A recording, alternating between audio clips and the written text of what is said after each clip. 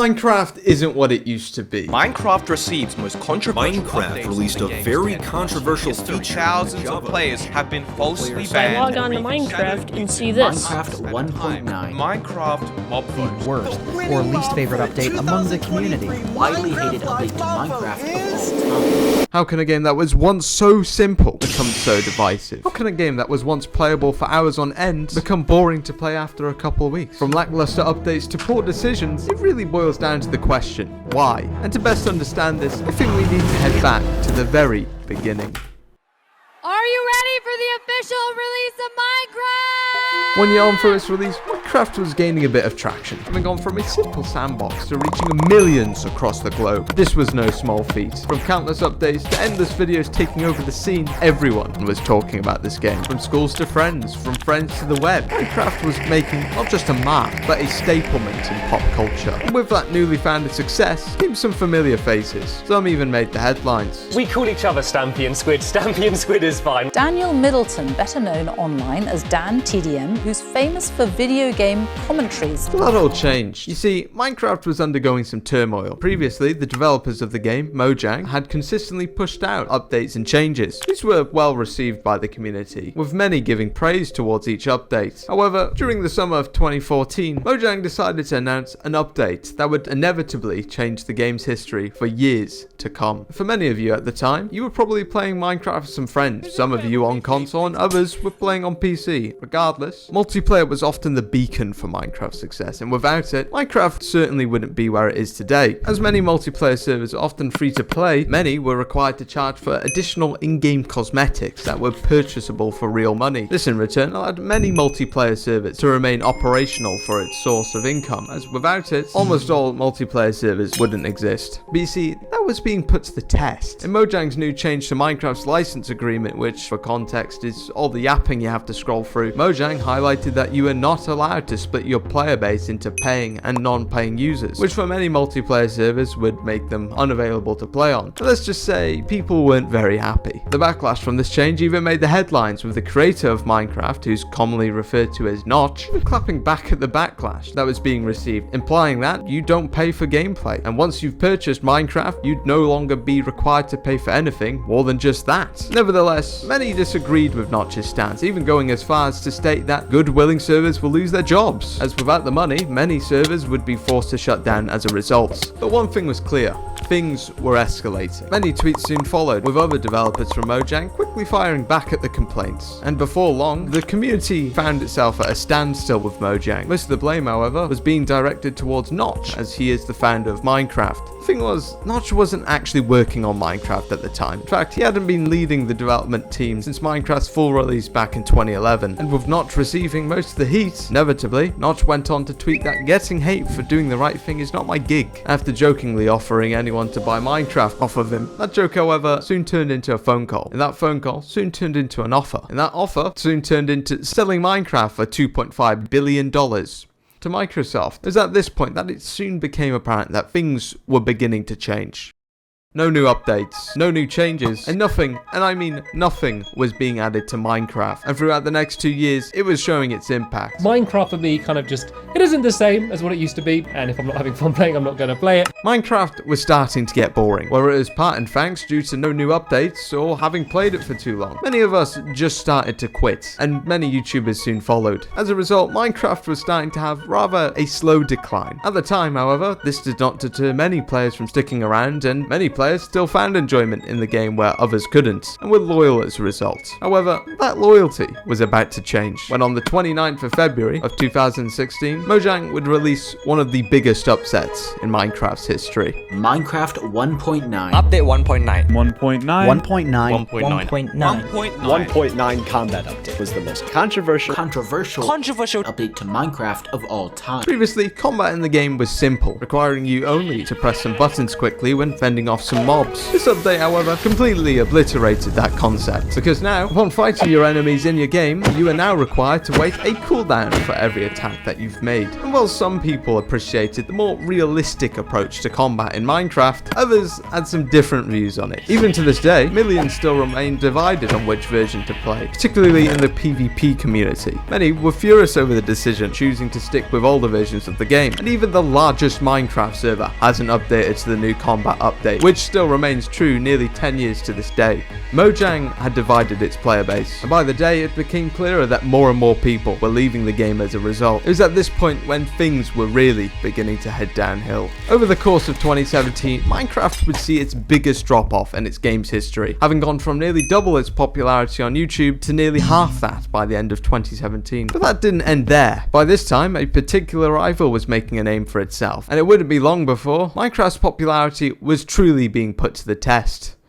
For a time, Fortnite was lighting up the scene, having pushed Minecraft out of the spotlight. Many Minecraft YouTubers had soon made the jump to Fortnite, which left much of the Minecraft community empty-handed. For what was once the dominant force on YouTube was slowly fading away into irrelevance. For one, its popularity was in decline, and its player base was fuming, mainly in part due to the lack of updates and poorly made decisions by Mojang. Minecraft was slowly turning into a recipe for disaster, and by the end of 2018, Minecraft had hit its lowest point since its release. However, whilst Fortnite was laying waste to Minecraft, it was only a matter of time before Fortnite was going to encounter some issues. And for Mojang, when there's an opportunity, you have to take it. And that was exactly what Minecraft was about to do. Throughout 2019, Minecraft had a lot of work to do. Despite much fear-mongering, the game was still hanging on to its relevance. And whilst many YouTubers had left the scene, some few had chosen to stay. Fortnite had recently plummeted in popularity, following a few mishaps along the way. That left the gaming scene open for someone to take the trophy. In particular, the biggest YouTuber at the time, PewDiePie, decided to start a Let's Play series, and it's safe to say that it exploded in views. This was vital, as it sparked some talk surrounding the game again, becoming the most popular Minecraft video seen in a very long time. And with the chatter that came, it was also at this time when people started to get back into the game again, whether it was partly in due to the fact that everyone's favourite YouTuber was playing, or if it was people wanting to relive the game that they hadn't played in years. On top of this, since the rise of Fortnite, many Minecraft updates were often overshadowed by Fortnite's success, and for many returning, these updates had become a welcoming surprise for many people across the community. It was also at this point that the Minecraft scene was beginning to gain some traction once again. With a new tournament being hosted by Keemstar, Minecraft Monday had emboldened many YouTubers to return. This, followed by the participation of many new faces in the tournament, led to the rise of many new faces in the Minecraft scene. It also became notable that at this time, speedrunning Minecraft was becoming quite the phenomenon in the game, mainly in part due to the Never update, which introduced piglins into the game. Essentially, this brought many luck-changing ways to beat Minecraft, and with that, it also brought a bunch of new ideas to the scene, with one idea particularly standing out against the rest. As a result, Minecraft was at its peak again, whether it was due to the resurgence of Minecraft videos on YouTube, or if it was just the nostalgia that people had for the game. And for some of us, we even went on to making new multiplayer servers to play on. There was no doubt that Mojang was on top of its game, having released some of the most well-received updates in a very long time. Minecraft looked unstoppable, but as the saying goes,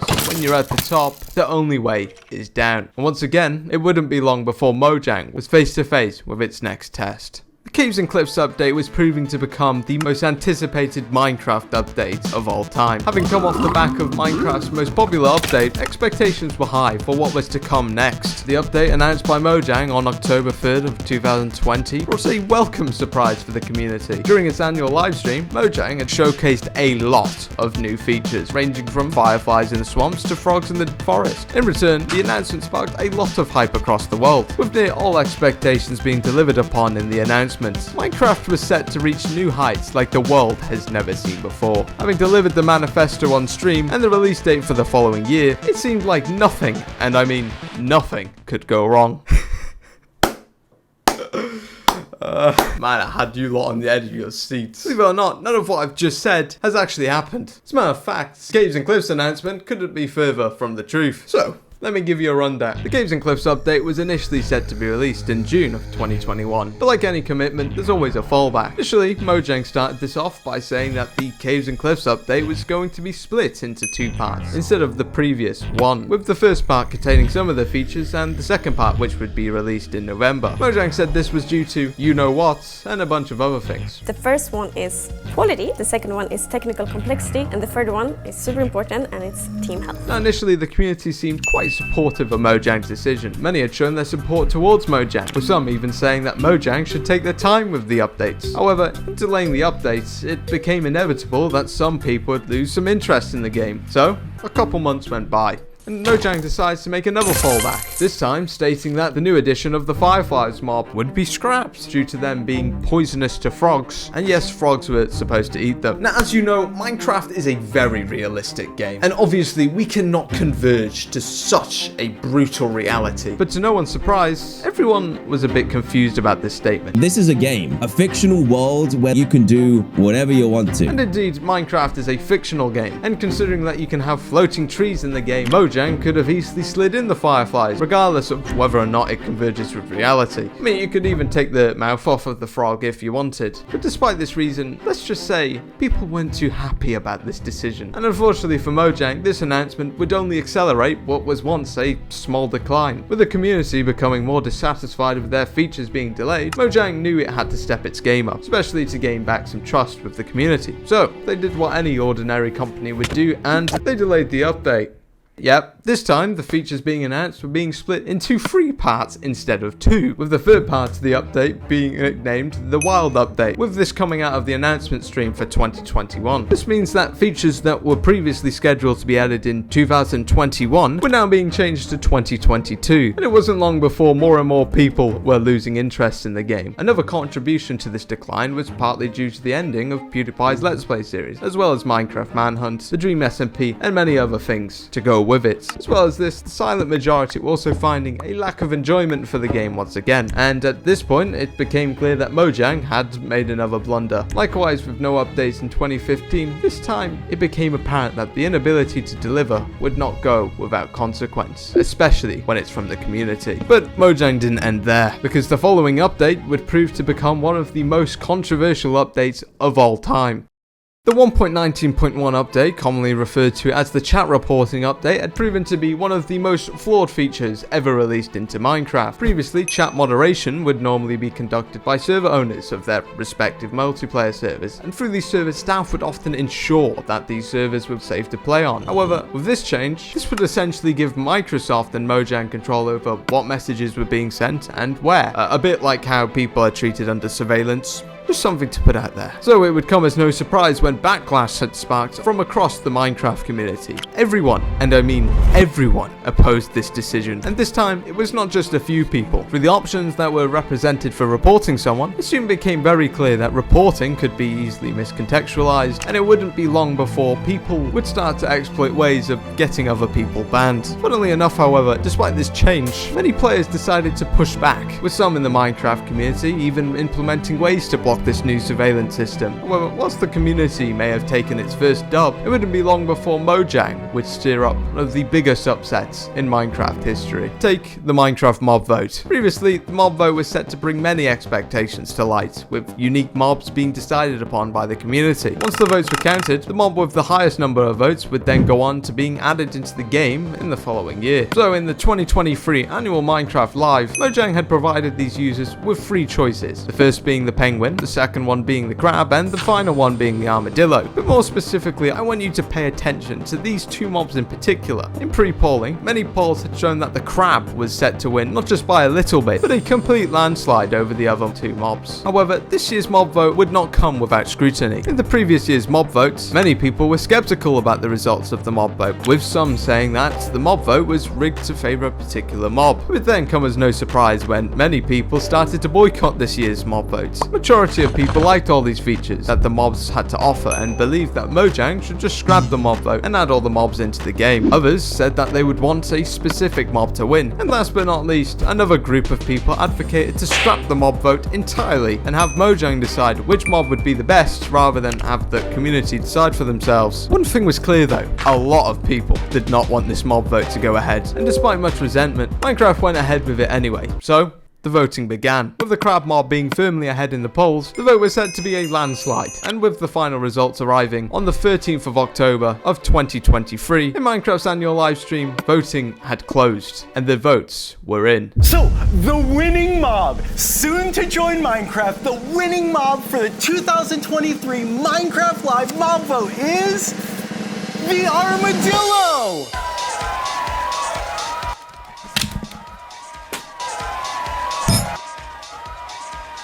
Oh my goodness! The upset! The upset! People were in disbelief.